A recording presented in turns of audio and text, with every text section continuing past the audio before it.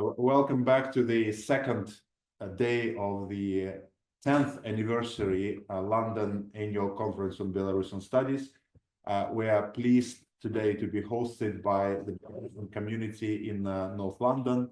Now we're at the Marian House, and then later today we will cross the road and go to the Skaryna Library and Museum. So thank you very much to the library, to us, the trustees, 3 trustees of the library who are present in this room.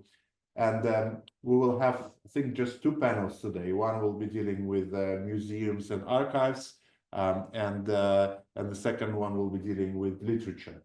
But in addition, people who managed to come in person this year, they will have a tour of the library, of the church, and other interesting things here in around this Belarusian center in North London.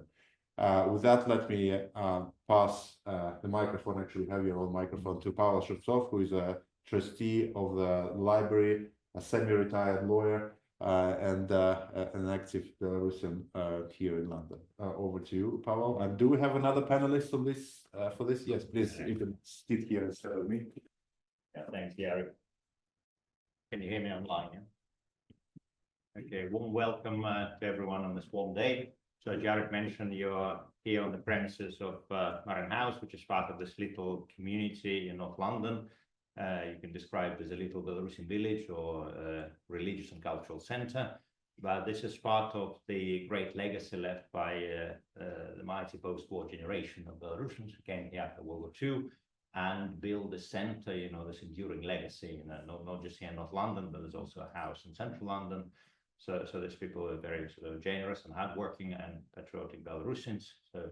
So they decided not only sort of agonize by geopolitics and bring themselves to death, but actually build something enduring, which they succeeded. So they essentially built a sort of new Belarus, kind of colony in a good sense, and that's where they lived for 50 years and sort of passed this legacy to us. So now this place is run by you know, people who came here in the 90s, including myself, Karolina, Jared, and so on. So we sort of continue that legacy and trying just to build it out and improve and to sort of continue what our predecessors started. So that's why it's a very sort of fitting panel here. It's about archives and the library. So the library is a good archive which we have professional archivists recently working on. But we've got 2 panelists today on the panel. So the first one is joining all the way from Canada. 3 panelists. 3 panelists. Oh, the third one, yeah, the last thing changed. So 3 panelists. So the first panelist is Hanna Chuchvaha. So she's joining all the way from Canada, from Calgary. I believe it's 4 a.m. in the morning, so be gentle on Hanna with questions. So her topic is on the eve of partition of the Polish-LithuanianCommonwealth, and afterwards the case of Jabłonowska'sCollection. And Hanna is a PhD, is a scholar of the history of East European art, design, and visual culture, with a focus on several fields such as print culture, word and image, women art, collectors, and post-Chernobyl art of trauma. So she teaches at the School of Languages, Linguistics, Literature, and Cultures in Calgary. So over to you, Hanna. Thank you for joining. You can start sharing your screen now.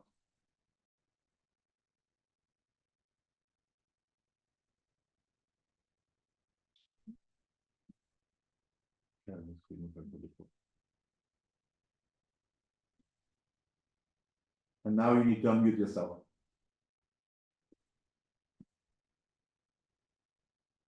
Okay. So can you see the screen now? Yes, we can see the screen. We can hear you, but we don't see the slides yet. We can see your desktop. You can see my desktop, but not the screen. No. But not the presentation. Yeah, now we can see the presentation. Okay, I see, because I have 2 screens. Sorry about that. So, okay. So I will try to be in 20 minutes. My apologies if I exceed a little bit, a lot of information to cover. Thank you very much. Do you mind start sharing it again, but not the screen, but the app, because we can see your slides and sort of notes, but not the actual presentation. So maybe stop sharing and then share just the Zoom, just the PowerPoint application, not your entire screen.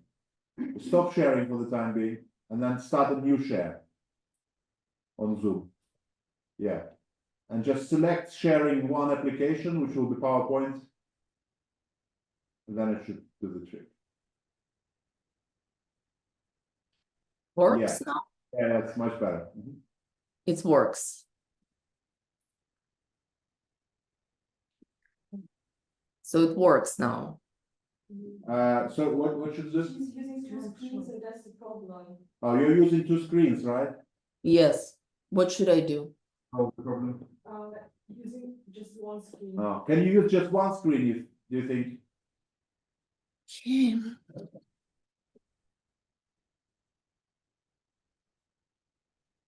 Oh, it works. No.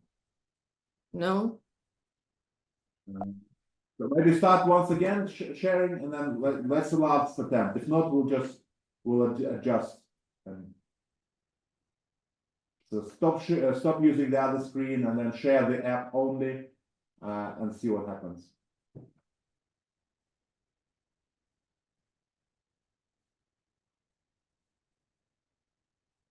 Okay, give me a second.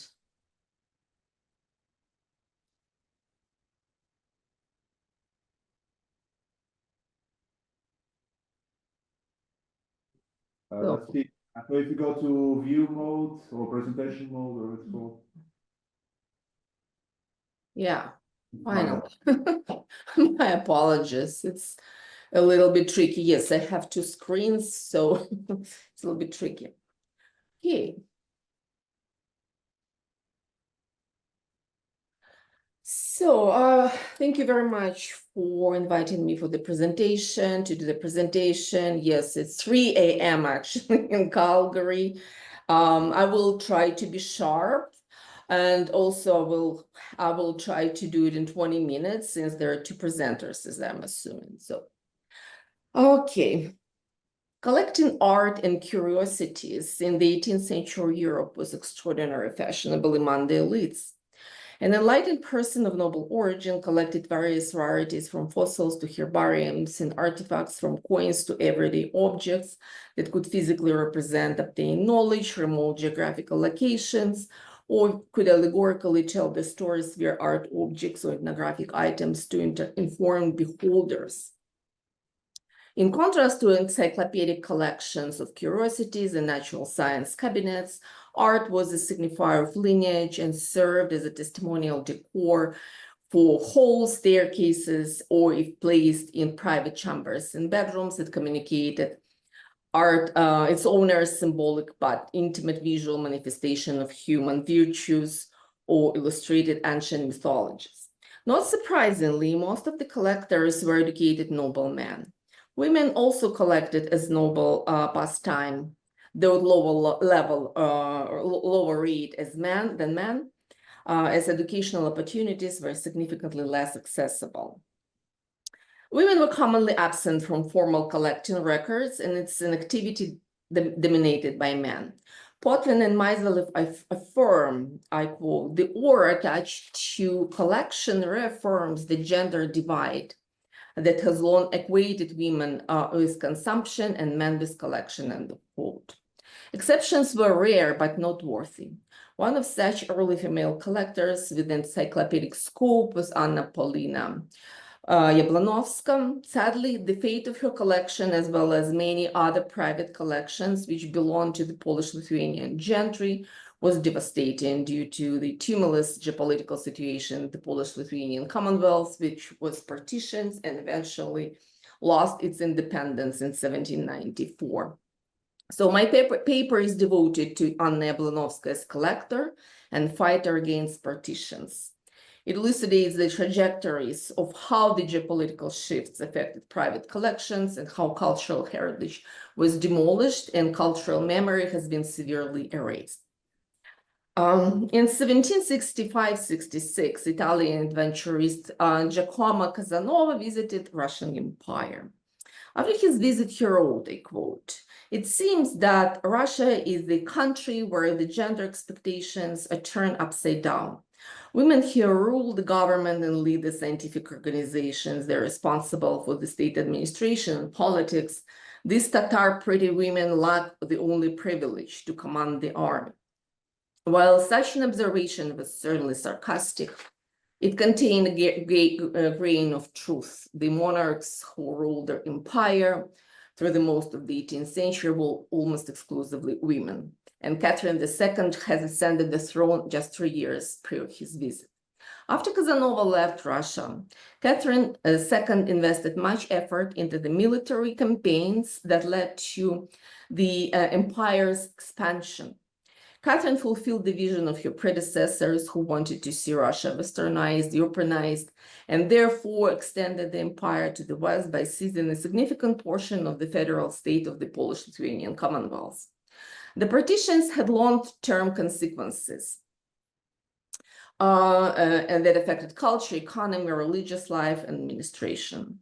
So the third and the final partition was especially devastating, and I will not quote the numbers, but basically, as we know, Russia gained about 62% of the Commonwealth territory.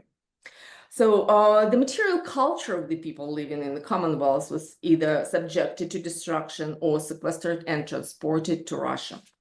The collection of Anna Jablonowska, an early female collector who followed the Enlightenment ideas and values, had similar destiny. Her achievements, including her extensive collection, defied contemporary gender expectations and exemplified a form of proto-feminist empowerment that would fully emerge in the 19th century. Born in Volpa, today Belarus, to an aristocratic Ruthenian family of Sapiega, Anna found herself in charge of the vast family estates and her younger brothers at the age of 13, when her mother and stepfather traveled to Europe.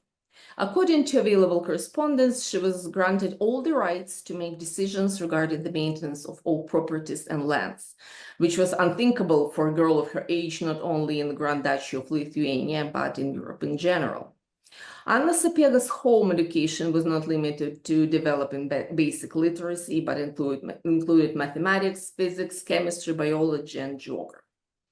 Anna's stepfather, who arranged such a progressive educational model, was Prince Joseph Alexander Jabłonovski, a well-known intellectual, mathematician, historian, famous for the foundation of the scientific society, Societas Jabłonowiana in Leipzig, which still functions today.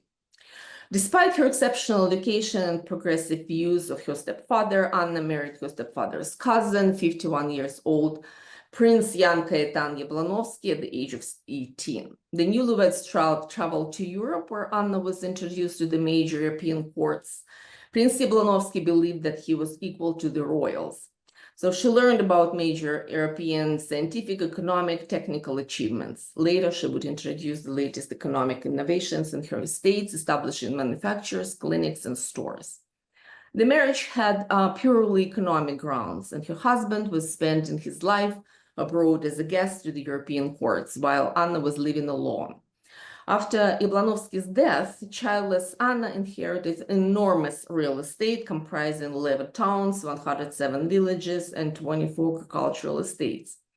After being widowed, Jablonowska led highly active and fulfilling life, immersing herself in politics, economics, philanthropy, and collecting. In 1768, Jablonowska joined the controversial patriotic movement Bar Confederation. The organization, founded in Bar, Podolye, today Ukraine, opposed the pressure from the Russian Empire. The Polish historian Władysław Konopczyński argued that the Bar Confederation was created by women. The very idea of revolt was generated by Jablonowska. The concept was formed and developed in her residence in Kotsk, now Poland, and called Madame de Bar. Jablonowska donated money and took an active part in the military preparation of men. After 4 years of struggles, Russia, Prussia, and Austria executed what became known as the First Partition. Following the First Partition, Jablonowska, alongside with a significant cohort of women, actively engaged in the reform efforts during the 4-year Sejm, culminating in the Constitution of 1791. The nobility broadly supported it, but the Russian Empire encouraged resistance among several groups of Catholic bishops and nobles who started preparation for the armed rebellion. These events created favorable conditions for Russian and Prussian military invasions. The Sejm of 1793 in Grodno legitimated the second partition. These events caused political radicalism nourished by French Revolution and its result. Kostyuszka Praising happened in 1794. Then Russia, Prussia, and Austria organized military campaigns, captured Kostyuszka, and announced the final partition. Jablonowska, who supported Kostyuszka Praising, left the territory of the Commonwealth and settled in Europe. Before her voluntarily exile between 1772 and 1794, widow Jablonowska chose a small town of Siemiatyce, now Poland, Polish-Belarusian borderland, as her main residence. She transformed it into a cultural center, and there her formidable collection was started. Unsurprisingly, Jablonowska's interest in collecting came from her stepfather, Józef Jablonowski, who was among the first collectors in the Commonwealth. His collection had a character of natural sciences cabinets and was stored in one of his major residences, his palazzo in Fortreza, in Ляховцы in Volhynia. His museum, Jabłonowianum, was not an ordinary or typical for the 18th century aristocratic residences, but it was purposely created and organized with an emphasis on antiquities brought from Rome and acquired through the agents. Jablonowska also amassed a library focusing on antiquity. Also amassed a library focusing on antiquity, which was available to scholars. After the first partition, who at this point was the voivode of Novogrudok, left his position and devoted himself in scholarly work. Jablonowska's extraordinary collection included a natural science display, a cabinet of curiosities, a library, an art gallery, numismatic collection, a collection of minerals, ethnographic documents, archaeological artifacts. Her natural sciences cabinet housed models of machines, tools, and instruments for physics research, an array of insect specimens, herbarium, a seed collection, wax anatomical models, and taxidermy pieces. All objects were meticulously preserved in the specially crafted cabinets, inlaid with mother of pearl and designed as exquisite works of art. In 1788, Jablonowska intended to donate her collection to public and planned to relocate it to Warsaw. By this time, her natural sciences cabinet had surpassed the value of Royal Gardens collection in Paris, which laid the foundation of the Museum of Natural History in Paris. She's also known, have cataloged her collection in preparation for the transfer to the public institution. Unfortunately, the donation could not be realized as the partitions changed the map of Europe. After Jablonowska died in 1800, her estate was inherited by her distant relatives, the descendants of the recently deceased Antoni Jablonowski and the nephew of Hanna's husband. Antoni Jablonowski was a prominent politician and served at the Bar Confederation, ambassador to Vienna. He advocated for the Constitution of 1791, supported reforms, opposing the Russian Empire, and participated in Kostyuszka Praising. It remains unclear how such an ardent adversary of the Russian Empire accumulated enormous debts to the Russian crown, ultimately forcing his descendants to sell Jablonowska's collection to the oppressive regime for a fraction of actual value. In 1802, the collection was appraised at 100,000 ducats, but was approved for sale only for 50,000 to Alexander I.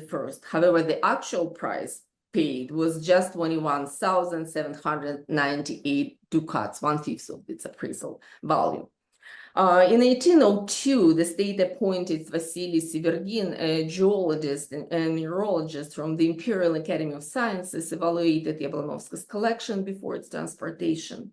A prominent authority in geology was astonished by the collection's scope. He remarked that Jablonowska seemed to take an interest in all known intellectual pursuits and declared that her mineralogical collection was the most comprehensive collection he had ever encountered.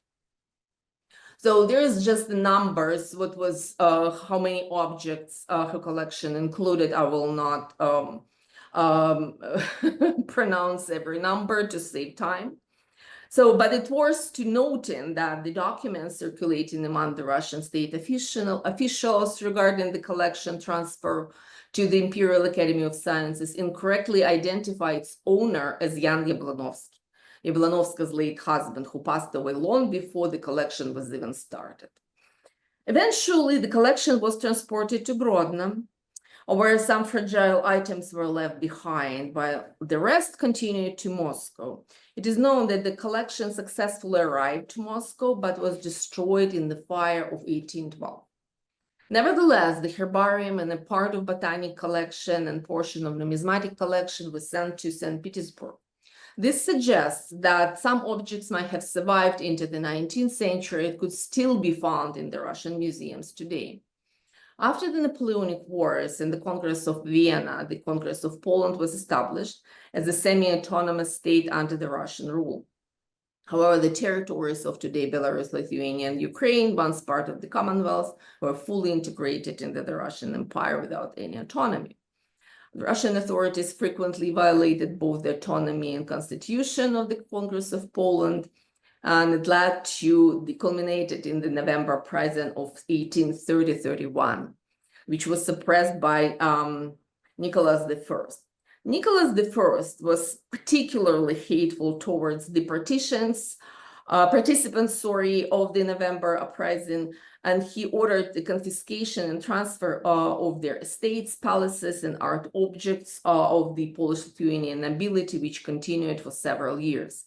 After the partitions, collecting art that portrayed Polish-Lithuanian identity or represented significant national symbols from the former Commonwealth was seen as an act of patriotism, an act that increasingly irritated the Russian authorities.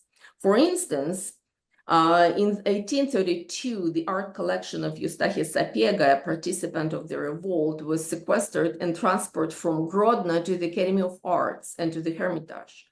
Nicholas I personally examined the Hermitage portion and ordered the destruction or sale of the delivered items, often at astonishingly low prices. For instance, the portrait of Prince František Sapiega, painted by Johann Baptist von Lampi the Elder, on the screen is one of the versions, was appraised at a mere 1 ruble. Another portrait was valued just 25 kopecks, and the portrait of Princess Sapiega Potocka, painted by Elizabeth Vigée Lebrun, was appraised at only 5 rubles. This one also another version. So in 1834, an enormous shipment of art treasures arrived from Warsaw. After examining the seized objects, Nicholas ordered to burn anything that evoked memories of the Polish-Lithuanian Commonwealth. After the suppression of the January Uprising of 1864, led by Konstantin Kalinowski, similar practices of confiscating of artistic treasures were implemented by Mikhail Muravyev-Wilimsky, the general governor of the Northwestern Krai, appointed by Alexander II. A notable case was the Museum of Antiquities founded by brothers Konstantin and Eustachi Tyszkiewicz in Lahoysk. The museum, which became a foundation for the Vilna Museum of Antiquities, housed a rich collection that included numismatics, engravings, maps, art, archaeological items, etc. Following the uprising, it was closed and all the items were confiscated and transported to the Romantsev's Museum in Moscow. So, an object loses its initial significance and value when removed from a carefully curated collection. Placed in a new setting, it conveys a different story not intended for the object by the collector. Objects are reevaluated when ideological concern takes precedence, particularly if they symbolize cultural or national identity. Such an ideological and political acts of destruction strip artifacts of their original meanings, which the collectors shaped as a material representations of their self-identity as intellectuals, citizens, and custodians of specific cultural values. An object's provenance is often obscured, especially when the item is exhibited in order to hide the act of theft by the conquerors in wars or conflicts, further severing the artifact from its original cultural and historical significance. So the partitions of the Polish-Lithuanian Commonwealth implemented by Catherine II of Russia, Frederick II of Prussia, and Habsburg Emperor Joseph II were justified as a noble effort to prevent a new war in Europe and its possible casualties. However, the destruction of the material heritage and built environment was comparable to the aftermath of war. During the January uprising, Jablonowska's magnificent palace in Siemiatychuk was burned to the ground and never rebuilt, while her hive was lost in the First World War. Transported to Russia, Jablonowska's collection was destined to perish. It embodied the cultural values and encyclopedic knowledge of an Enlightenment era woman who demonstrated remarkable civic responsibilities to her people. Yet, even if the collection had survived its relocation to the Russian Empire, it would neither preserve its initial meaning nor would it celebrate this extraordinary woman who proudly represented the Polish-Lithuanian Commonwealth, its vanished legacy and power in museum text or even in public acknowledgement. Thank you very much. I stop sharing. Thank you, Hanna, for this very interesting insight into the partition, which is obviously a watershed moment for Belarusian. We can see not only politically, but also from a perspective of letters and so on and so forth. So let's hope you'll visit London at some point, because we have a museum as well. It's smaller than Jabłonowska'sCollection, but nevertheless, you'll find it of interest. So thank you, Anna. So next one, is it Maya or yeah? No, I think maybe Oleg, yeah. So our next presenter is Oleg Maliugin. The historian, and for many years he worked at the Belarusian state universities as a professor of ancient and medieval history. After 2020 and 2022, he left Belarus, as many other people, and now lives in Lithuania. He's a researcher at the European Humanities University and studies the scientific collaboration of Belarusian scholars with German occupational authority, first of all. On the conference today, he'll speak about the investigations of the German scholars in the sphere of archaeology and prehistory of Belarus during the war years. So again, it's a very interesting and sort of under-researched topic of that we're about to hear. Can the online participants see the presentation without any problems? Because we also have two displays. Well, should we disconnect one of those displays so it looks okay to online participants? Hanna, how does it look? Does it look okay or not? I see actually the same with the notes. Okay, then I'll disconnect the others. Oh no, actually, but we need a screen to use in the room. Okay, I hope you don't mind if we will just do it in this format. Maybe that will be a bit better. So you can move, maybe sit here and then you can press back forward. Good day, ladies and gentlemen. Thank you for invitation me on conference. But when I saw the first variant of program of conference, I wasn't a little disturbed because my topic about archaeological excavation was included in museum section. But later, I thought that the main works of a German archaeologist in Belarus was in museum, not in field. I know only one example of archaeological excavation in Belarus in war times, and other 2 years they worked in, first of all, Minsk Historical Museum. So the organizers were right when included me in this section. As the topic of my presentation is the fate of archaeological collections and excavation in the NATO-occupied territory of Belarus. Like a number of other research problems connected to the history of the Second World War in Belarus, it was not be a topic of special study in historiography. In general, the study of function of scientific institution and the activities of individual scientists and scholars in Nazi-occupied lands of Belarus has not yet attracted the attention of researchers. Moreover, now in Belarus, all such investigations will you and me and others to status of extremist or terrorist, because it is apologizing of Nazism and so on. But earlier, this topic has only a theoretical interest, yes? Because war was gone ago, 80 years ago, and I study it only from point of view of historian. But after 2022, the situation has changed dramatically, and now many Ukrainians live under occupation. And historians, other scientists, teachers, and other intellectuals must decide what to do with new occupation powers, authorities, to collaborate, to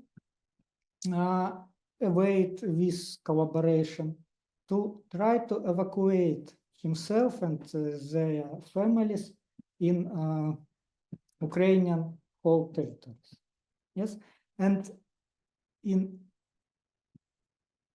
also I can speak about the Belarusian scientists. Was, for example, yesterday Professor Skaryna taught about Belarusian historians. Yes, I know that many of us historians live from Belarus and now worked in Lithuania, Poland, Germany, and so on, including Argentina. Yeah, but many of them stay in Belarus, and they are in state of internal occupation, and they also must to decide for themselves what to do with Lukashenko regime.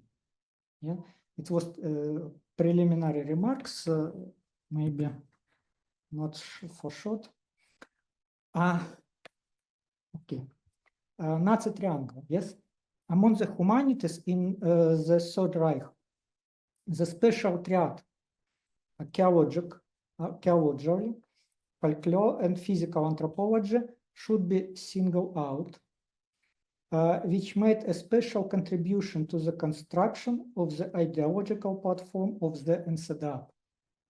Therefore, it should not come as a surprise that it was representatives of archaeological science, Volkskunde or folklore, and anthropologists who were most active in the occupied territories during the initial phase of the war up to 1943. Yeah, 2 years ago here in London, I taught about the activities in Minsk of academician Nikolai Nikolsky, who carried out tasks for the Nazis on Belarusian custom and traditions. Yeah. Today I speak about the archaeology. After the beginning of war, after July of 22, the second area of interest of Nazi scientists and leaders was German archaeology, as opposed to classical archaeology, Roman, Greek antiquities, and the prehistory of the German people. As for Belarus, the interest of the civil authorities, Reichskommissariat Ostland and Reichskommissariat Ukraine, yeah, and Rosenberg operative staff, Einsatzstab Reichsleiter Rosenberg, which was partly a paramilitary formation, intersected here. But more difficult situation was because there was a problem with personnel. The same specialists worked both in the Reichskommissariat or, for example, Ostministerium, and in the EAR structures, Einsatzstab of Rosenberg. Among them, the main structure was Sonderstab for Geschichte, or special staff prehistory. It played a major role in the archaeological study of Belarus during the war years. It was created one of the first in the Rosenberg Special Task Forces back in 1940 as a result of the transformation of the department under the Dr. Hans Reinert in Amt Rosenberg, or Rosenberg Office. Among the most famous excavations of his staff were those at monasteries on Mount Athos and in Brittany, the stones of Karnak, as well as in Crimea in southern Ukraine, for example, near the Dnipropetrovsk. On the 20th of August 1941, after the outbreak of the war with USSR, Rosenberg instructed Reinert to identify, secure, and research prehistoric and early historic, Germanic and Slavic finds and other heritage in museums, scientific institutions, private collections, and other places in the occupied Eastern territories insofar as they are under my administration. But because the scientists were not enough for such huge territories, yes, the extent of archaeological research in Soviet territories was very insufficient for such tasks. A fundamental task of German archaeologists in conquered territories was to prove the long-lasting history of Germanic influence here. They used two major ways to prove this influence: through the excavation and through the study of archaeological collections in local museums. As Dr. Engel wrote in his memorandum in November 1941, historical research is one of the most important areas of research in Ostland from the point of view of national socialist policy, and as such, deserves special attention and support. Also, Dr. Karl Engel wrote in this memorandum that he see 10 waves of German invasions in these territories, beginning from Bronze Age until 1941. It was fast and most expensive wave of German invasion, which must be summarized in Germanization of these territories. But a situation in Belarus was fundamentally different from the Baltic states and Ukraine, and even the occupied Russian territories, because in these countries, the main work in war years was done by local specialists, Ukrainian, Russian, or Baltic archaeologists.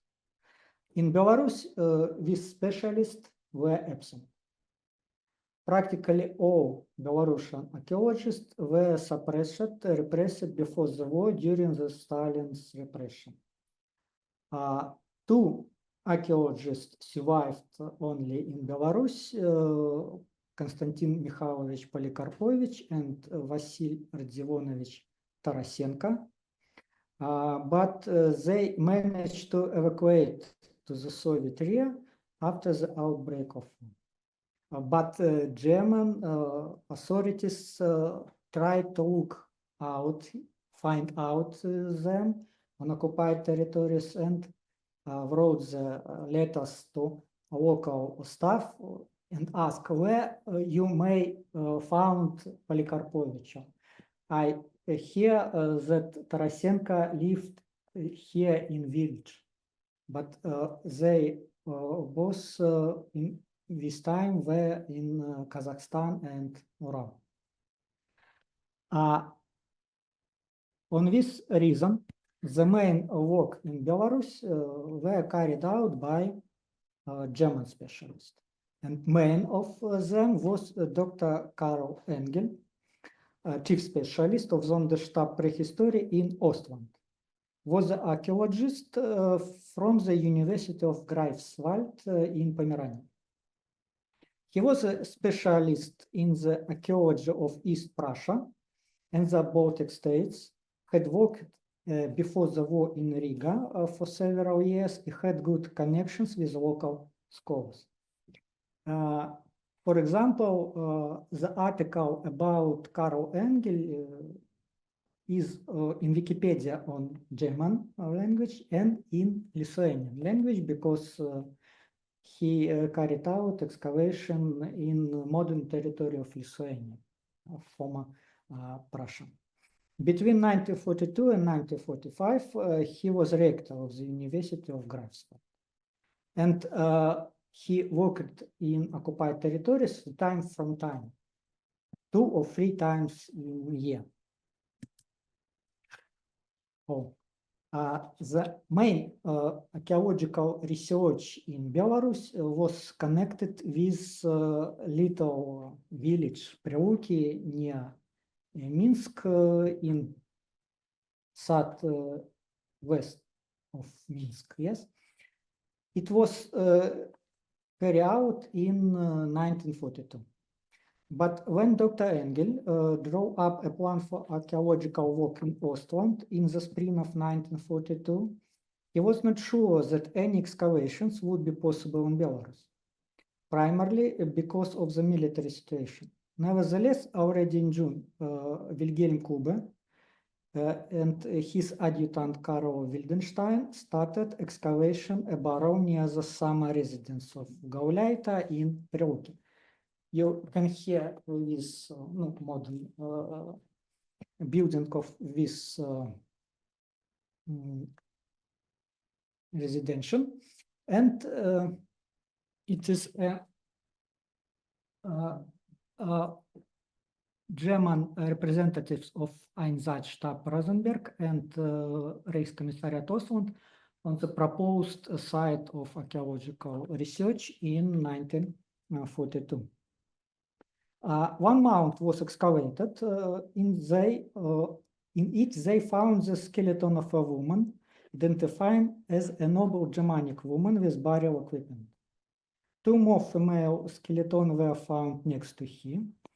Kube identified them as carriers of Slavic features and called the maids of the Germanic princes. Germanic princes and Slavic slave or maids. Kube noted in his letter to Himmler that in his burial was found an urn with the image of Sonnenkreuz or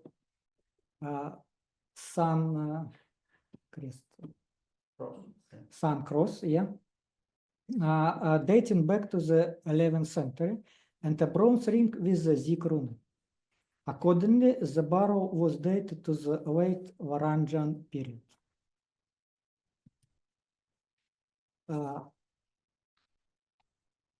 News about this excavation quickly research were known in Berlin. And Dr. Engel learned about the findings of Kube at the end of July or at the beginning of August 1942 and wanted to come to Minsk at once to carry out scientific excavation because Kube was not an archaeologist and was a Gauleiter.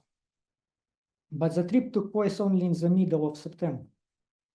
Engel excavated another barrow for 5 days. They were hampered with Walter Granau from Prussia by bad weather and rains. 2 skeleton and funerary inventory characteristics of Slavic burials of the 14th century were discovered. Examples included temple rings, Schlafenringe, which considered a typical marker of Slavic cultures at that time. But not a single archaeological report survived. Nobody knows where the findings are. And paradoxically, the main source of information is from newspaper articles. For example, in Minske Zeitung and Germanic Erbe. And the question arises, why do we have only publication in newspaper and journals of the time, where reports of on the excavation complied at all, as was done with research in the Baltics or, for example, Slovakia? Or is the reason for the silence something else, not directly related to the excavations themselves? In this case, it is important to recall the confrontation between Rosenberg's operational headquarters, Einsatsstab, and the Annenerbe organization created by Hitler and operating under the auspices of the SS. And here you can see the three main acting figures of this history. Rosenberg, Kuba, and Himmler.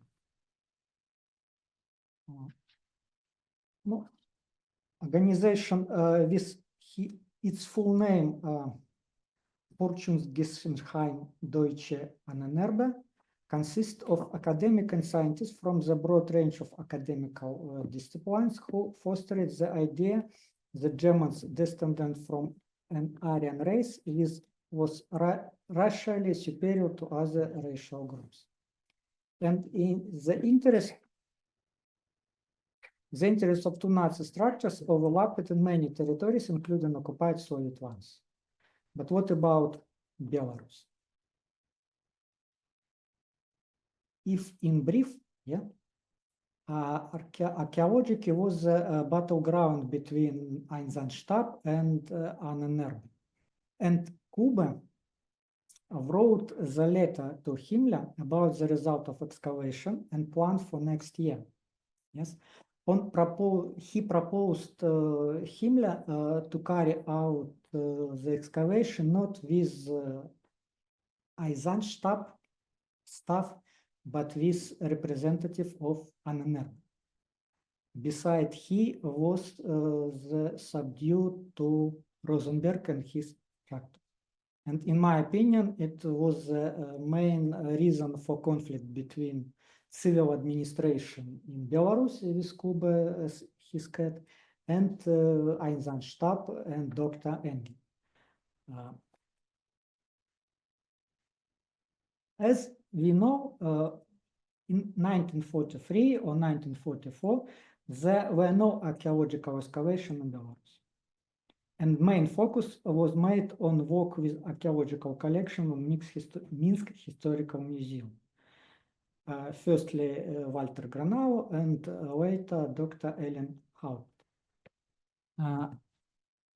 And the last point of my presentation is the fate of Belarusian archaeological collections. The first order to evacuate them in Reich was made in October of 1943. But practical work was begun only in spring of 1944, when the collections of Minsk Historical Museum were transferred to Schloss Höchstadt in Bavaria, Castle Höchstadt. A total of 4 railway carriages with exhibits were taken out of Minsk. And practically nothing returns to Belarus after the war. Also, the collection in the castle remained intact until May 1945. In this picture, you will make a plan of castle with the place where the collection of Minsk Historical Museum were stored until May of 1945. And in my opinion, many items from this collection may be stored now in various German museums, for example, in Berlin, but it needs further investigations. And conclusions. It can be stated that for German archaeologists, Belarus was a peripheral territory in comparison with the Baltic countries and Ukraine. Almost all of the work was done by archaeologists from the Reich due to the lack of local scientists. As a consequence, the results of the activities in Belarus have been extremely limited. And finally, not only since the German scientists succeeded, it was plundering the archaeological collections of Minsk History Museum. And there is a possibility that some of these collections are still held in German museum for this day. Thank you for listening.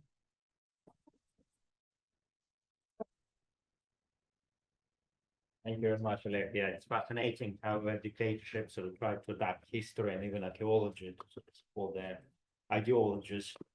Yeah, almost nothing changes in history. So we'll have questions after all the presenters. So next one, I think we've got Maya Castelson online. Is Maya there?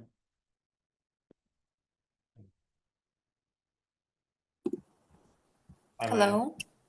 Could you introduce? I know Hi, who you are, but maybe you can introduce yourself because I don't have any sort of formal introduction from your paper. Maybe introduce yourself in your presentation, if you don't mind.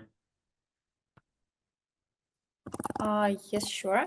I will be presenting with my colleague, Grigory Heifetz, and we are presenting Belarusian Jewish Cultural Heritage Center, currently working remotely. So actually, it's a great pleasure to speak today at the London Conference on Belarusian Studies. And we will present a project that bridges historical research, digital technology, and work with cultural memory. The VR reconstruction of the Volpa Great Synagogue, one of the most outstanding examples of wooden synagogue architecture in Eastern Europe. The reconstruction is part of a broader initiative of the Belarusian Jewish Cultural Heritage Center, the creation of the virtual Belarusian Jewish Museum, envisioned as a modular, interactive digital platform that uses storytelling, crowdsourced knowledge, and interactive technological tools to highlight, explore, and rethink Jewish history of Belarus, an essential and integral part of the country's cultural heritage and identity, still often hidden and marginalized both locally and globally. So the project is grounded in archival research, in intersectional approach, and public engagement. At the heart of the museum's currently developing MVP version is the theme of the Belarusian shtetl, the unique cultural and historical phenomena of small towns in Eastern Europe, where Jewish and non-Jewish communities coexisted, interacted, and shaped one another's social and cultural environments. The theme is explored through a multimedia exhibition using a variety of digital solutions. The Volpa Synagogue VR reconstruction is one of the museum's flagship projects. It serves not only as a research output, but also as a public history tool, open to scholars, educators, local communities, and general audiences across the globe. The project solution has been shaped by a complex historical and geopolitical context, and it's also a response to current realities, to the impossibility of physical preservation, to the silencing of memory, and to the urgent need for new forms of civic and international engagement. Through interdisciplinary collaboration, open source resources, international partnerships, we are able to recover and reinterpret significant aspects of this legacy. In today's presentation, we will focus on the working process behind the VR reconstruction and show how we worked with scattered and fragmented resources and how this informed both the visual and interpretive decisions we made. Developed through the lens of digital return, the VR reconstruction offers a way to restore access to lost or inaccessible heritage using immersive technology, allowing viewers to step into a historical space and connect, both emotionally and intellectually, with the layers of culture and history it represents. So now I'm inviting my colleague Grigory to give more details on the project.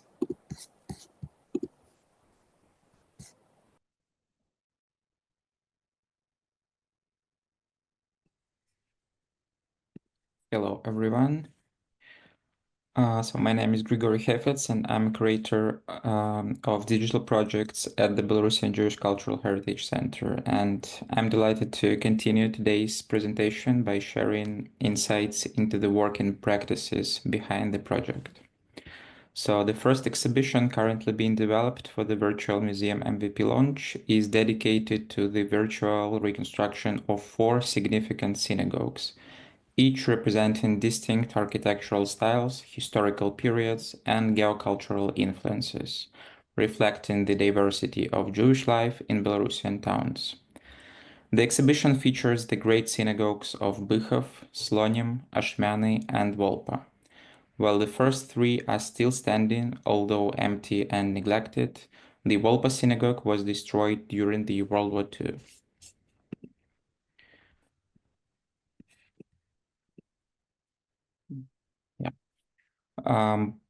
Volpa, a former shtetl with a long and layered history, became known for its synagogue built in the early 18th century, one of the most significant wooden synagogues in the region.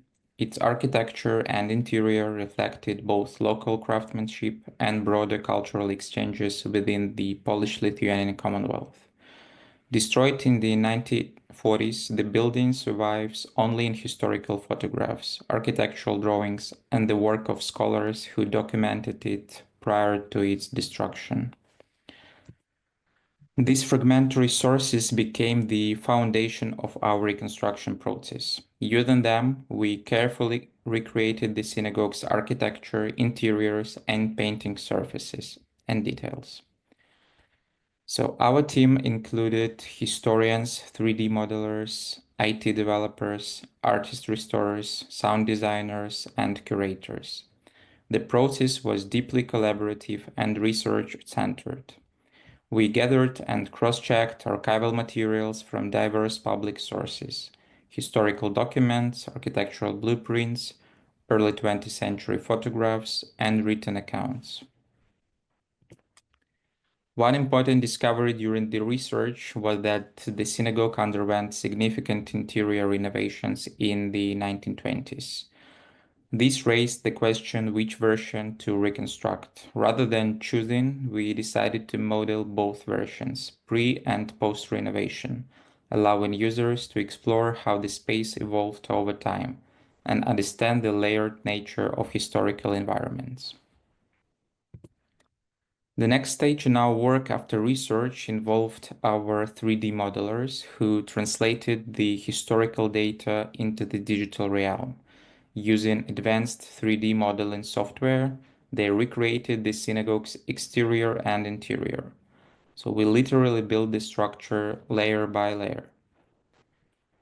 And simultaneously, our artists and restoration experts worked on restoring original paintings and textures. However, the heart of their work lay in hand-painting process. Each painting in the synagogue was carefully recreated by hand, then digitized and transferred into the 3D environment. Our reconstructions stand out from typical digital projects due to the use of classic techniques in painting. And this handcrafted approach allowed us to achieve an exceptional level of visual realism, bringing in a level of depth and craftsmanship that purely digital methods cannot achieve. A particular challenge was in reproducing the paintings in their naive style. Often, Eastern European synagogues in poorer Jewish community were decorated by non-professional artists, and this gave the paintings a uniquely lively quality that is both charming and historically significant.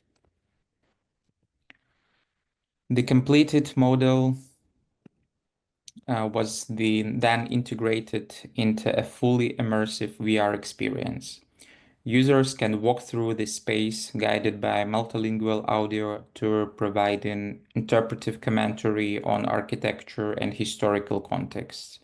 Throughout the development, we aim to strike a balance between visual spectacle and narrative depth. We believe that immersive tools are most meaningful when they are anchored in strong storytelling and responsible interpretation.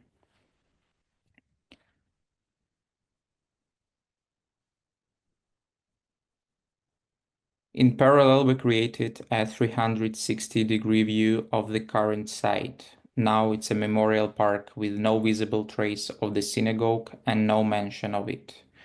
We also adapted the VR experience into a web format, accessible without specialized equipment, and designed the exhibition to be modular and transformable into physical installations. This dual-use strategy bridges digital and real-world heritage engagement, opening new possibilities for museums, cultural centers, and educational programs. Finally, this standalone VR application has been published as the first ever piece of Belarusian heritage and the first reconstructed synagogue available in the Meta store. Over the 2 years, we plan to expand the exhibition with new reconstructions and thematic materials. Work is already underway on the Ashmani synagogue, with 2 more synagogues to follow, continuing our effort to use immersive technology, archival scholarship, and collaborative practice to reimagine how we engage with Belarusian Jewish heritage. And now I'll pass on to Maya, who continue our presentation. Thank you. Actually, it will be a conclusion. So what you have seen is just one example of how digital tools grounded in serious historical research can open new ways of connecting with heritage that is otherwise inaccessible, physically, politically, or emotionally. Beyond the research process itself, the project offers broader benefits. It provides a viable alternative to physical restoration, especially in the context of political repression and the disappearance of key heritage institutions. It raises awareness of this important heritage both locally and internationally, and creates a digital archive that may support future restoration should the conditions allow. So the virtual Belarusian Jewish Museum, with the Belarus shtetl as its first conceptual and narrative core, is not a substitute to the physical heritage that have been lost, rather a way of reactivating presence as stories, spaces of meaning, and renewed attention to what has long remained invisible. Thank you.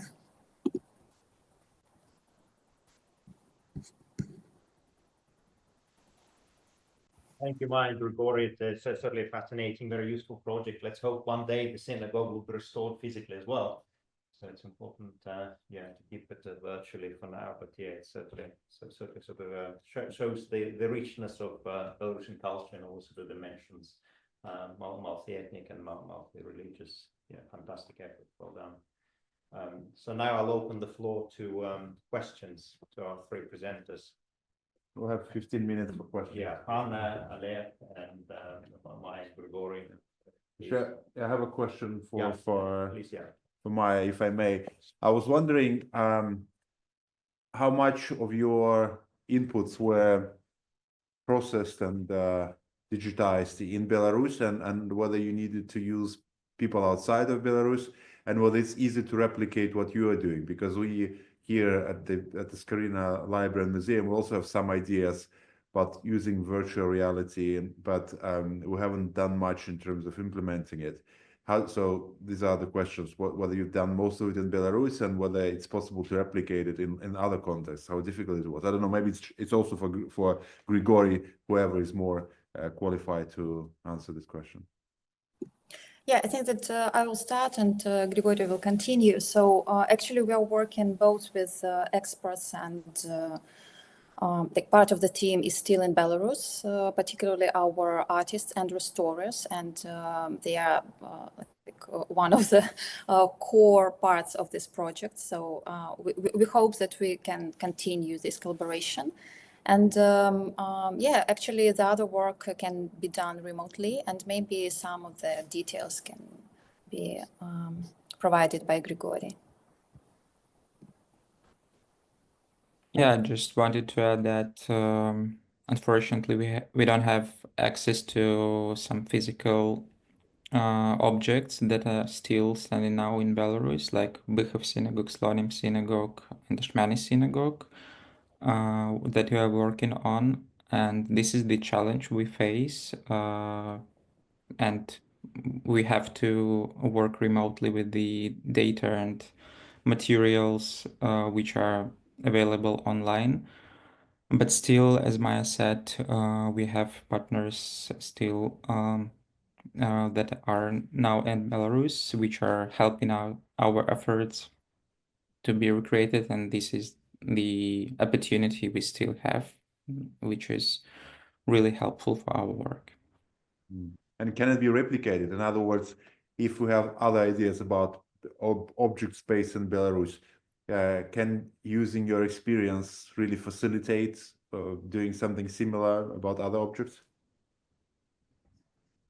I guess yes, it depends on the quantity of the materials that we have.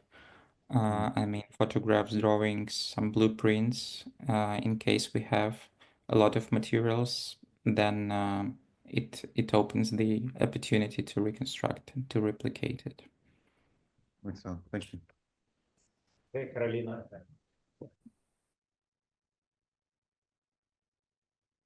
Thank you very much to the panelists. I think the logic, this panel has a beautiful logic, moving from collections lost to collections regained, recreated, preserved in that virtual space.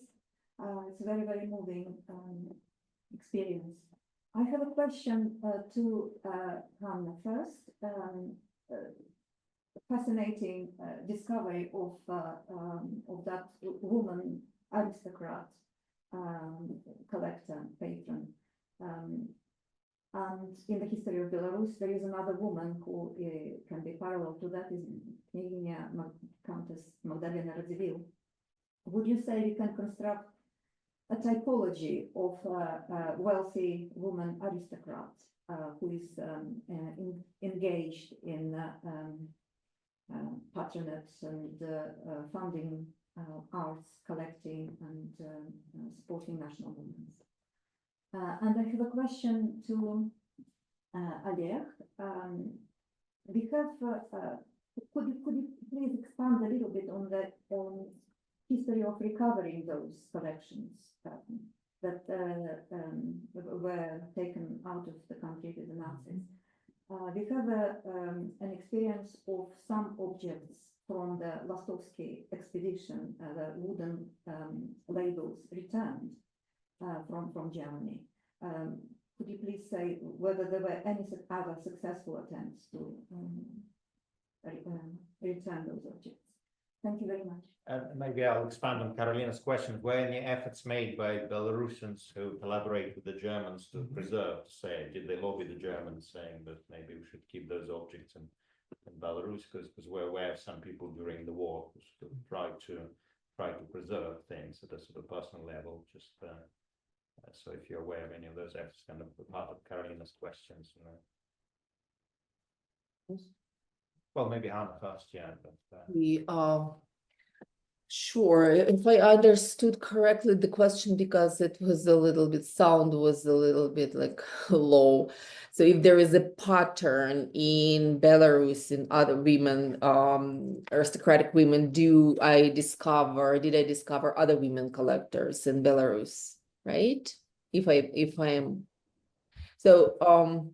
this is the question, so it's actually women collectors are erased from the records, and it's very hard work to do to find what is not in the records.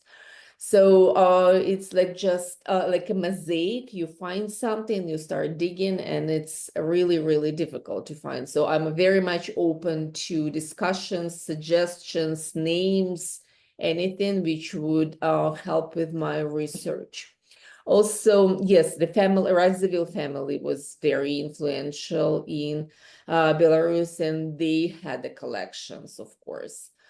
But when I spoke to Mario Radziwiłł several years ago, he was not able to provide any detailed information. So it was in 2017, I believe, when he had traveling exhibit in Gomel. So yeah, I'm open to new names and discoveries, and I will be very, very grateful if anyone would agree to help and provide any information for my further research, because Belarus is very obscure kind of a territory for this kind of studies. It's not just Belarus, it's especially for the early modern and even 19th century. I hope I answered your question. Thank you, Hanna. And Oleg, yes, yeah. Yes, but it is a very painful topic about recovery of cultural items, cultural assets of Belarusian origins after the World War II. For carriages were only from archaeological collections of Minsk historical museums, but were other collections, for example, art history, modern National Art Museum, yes, they also were taken from Minsk in Germany. After the war, was the special commission of allies were created to find and return the cultural assets of France, Denmark, Ukraine, Russia, and Belarus.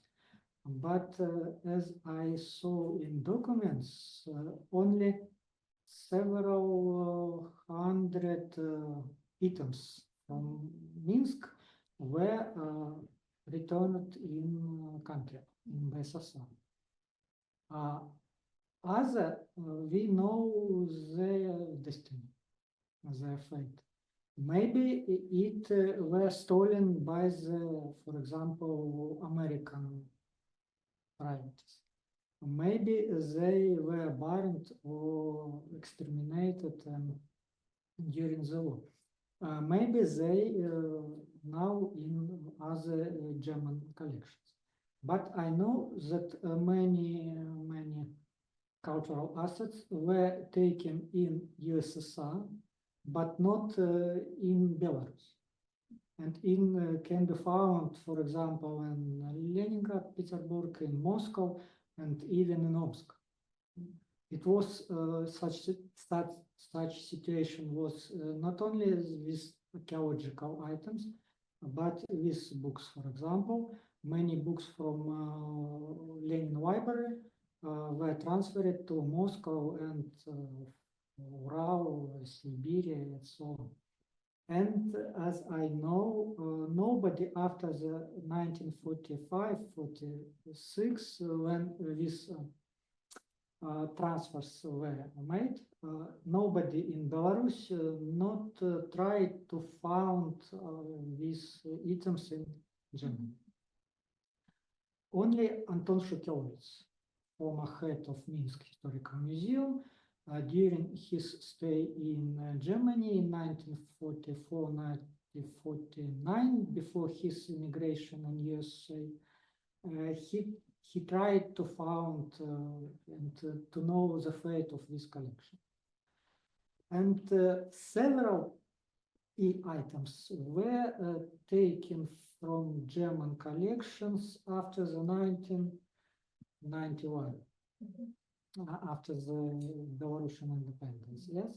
But with coming Lukashenko to power, such contacts were stopped. And now, in my opinion, better to save these items in Germany. Because the situation is changed. Or here in London, yes. Thank you. Any more questions, please? Yeah. Right.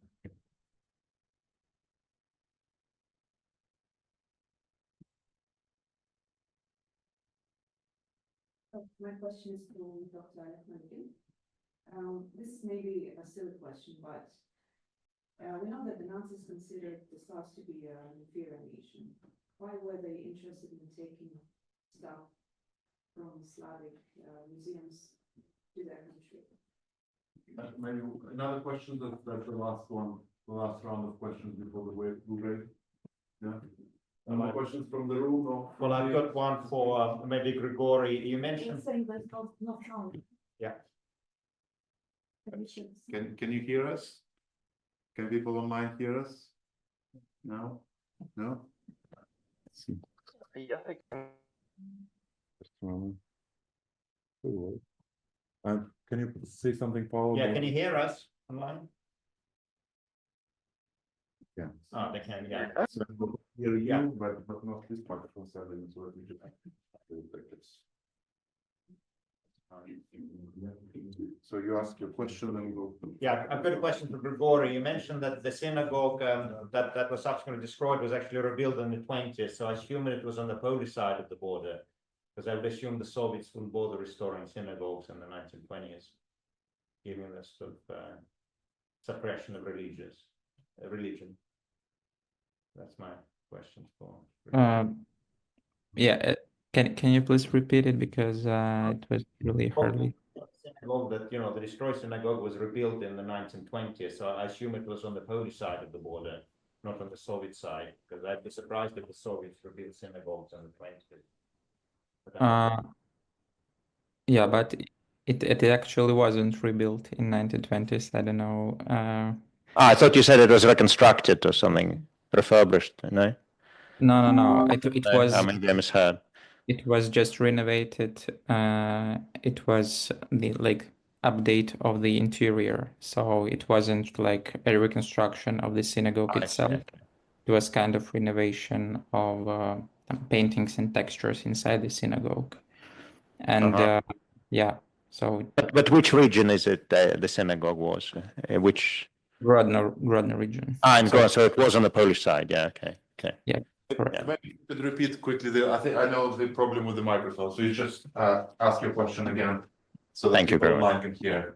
Oh, yes. The question is, we know that the Nazis considered the Slavs to be an inferior nation. And why were they interested in taking cultural assets from their museums back to Germany? Thank you very much for the question.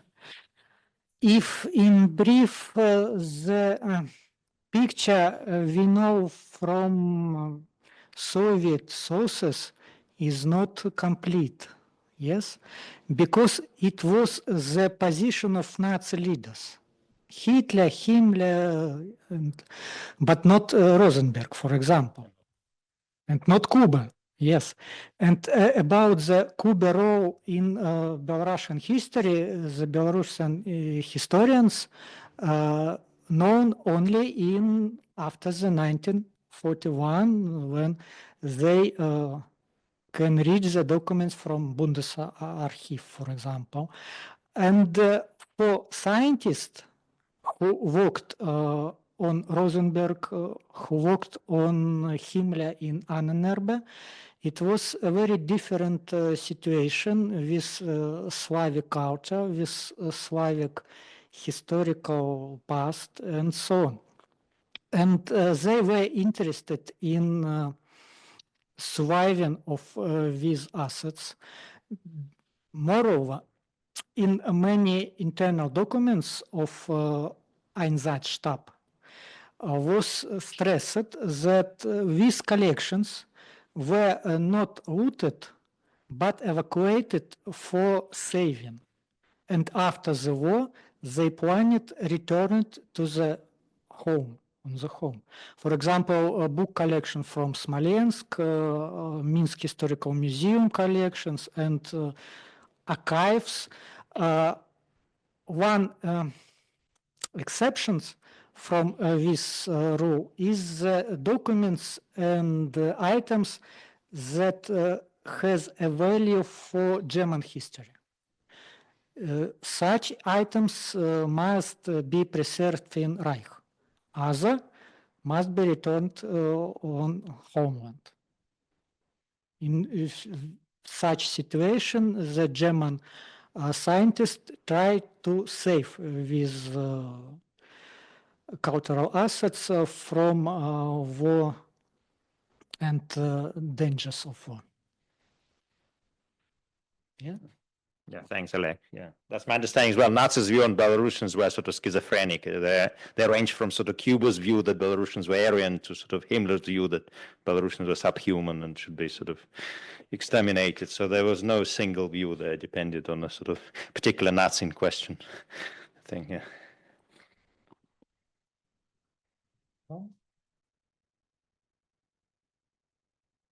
Anyone? No? Then it's coffee time. Yeah, thanks everyone on the panel for a fascinating presentation.